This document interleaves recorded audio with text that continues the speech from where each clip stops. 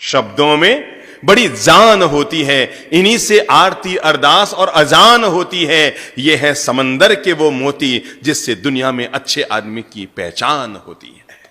शब्दों में बड़ी जान होती है, इन्हीं से आरती अरदास और अजान होती है। यह है समंदर के वो मोती जिससे एक अच्छे आदमी की पहचान होती है।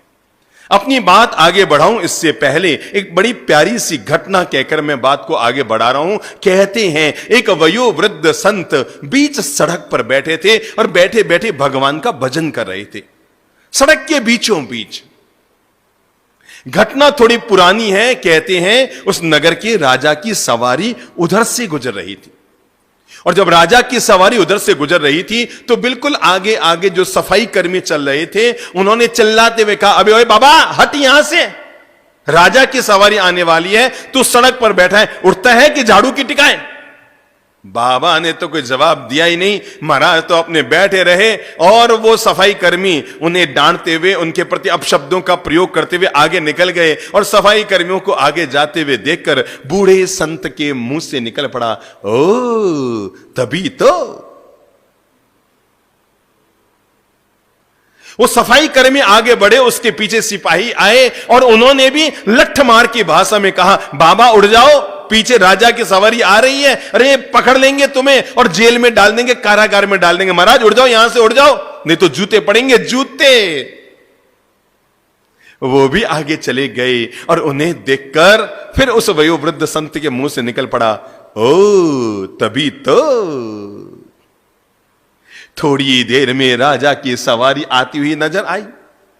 आगे आगे मंत्री चल रहा था व्यवस्था के लिए, तो उसने महाराज के पास आकर कहा, महाराज नमस्कार, मैं आपसे अनुरोध कर रहा हूं, पीछे राजा की सवारी आ रही है, आप थोड़ी सी तकलीफ करके सड़क के किनारे बैठ जाओ, और जब राजा की सवारी निकल जाए तो वापस सड़क पे आके बैठ जाना। अगर आपकी इच्छा है आपको बीच सड़क पे बैठना है, नो प्रॉब्लम, पर आप थोड़ी देर के लिए सड़क के किनारे बैठ जाओ, राजा की सवारी निकल जाए तो बीच में बैठ जाना, कहीं राजा नाराज हो गया तो मुश्किल हो जाएगा आपके।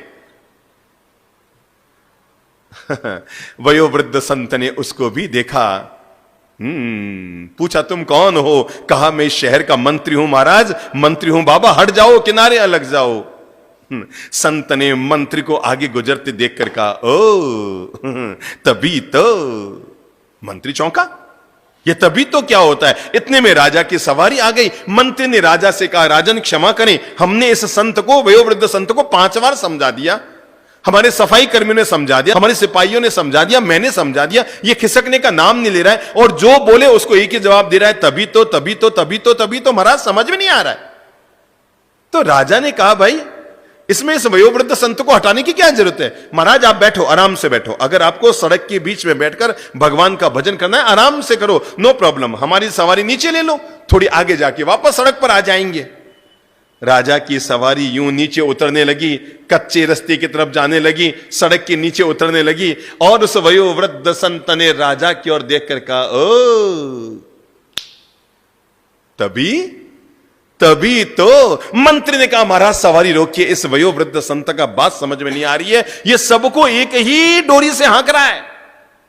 सिपाहियों को कहता है तभी तो, सफाई कर्मचारियों को कहता है तभी तो, मुझे कहा तभी तो, और आपने को कहा तभी तो, इसको पूछे से ही तभी तो का मतलब क्या है? राजा नीचे उतरे, उतर कर वयोवृद्ध संत को प्रणाम करके कहा, महाराज इसका राज क्या है? आपने मुझे भी तभी तो कहा, मेरे मंत्री को तभी तो कहा, मेरे सिपाहियों को तभी तो कहा, और मेरे सफाई कर्मचारियों को तभी तो कहा, तो इसका मतलब क्या है? संत ने कहा, मेरे भाई राजन, ये तभी तो नहीं, ये तो आदमी की पहचान है कि आदमी का मूल व्यक्तित्व क्या है।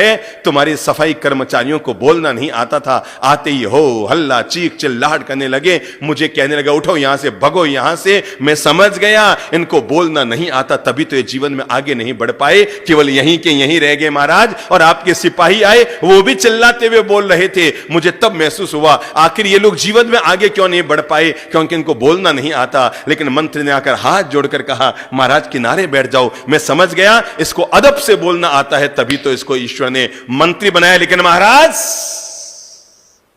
आपने आकर तो साबित कर दिया मेरे तबीतों को, क्योंकि आपने आकर जैसे ही कहा ना कि महाराज को क्यों उठाते हो, सवारी नीचे ले जाओ, तो मेरे मन में आया तभी तो भगवान ने इसको राजा बनाया है, क्योंकि उसको पता है दूसरों के साथ क्या व्यवहार किया जाता है। बात तो पूरी हो गई।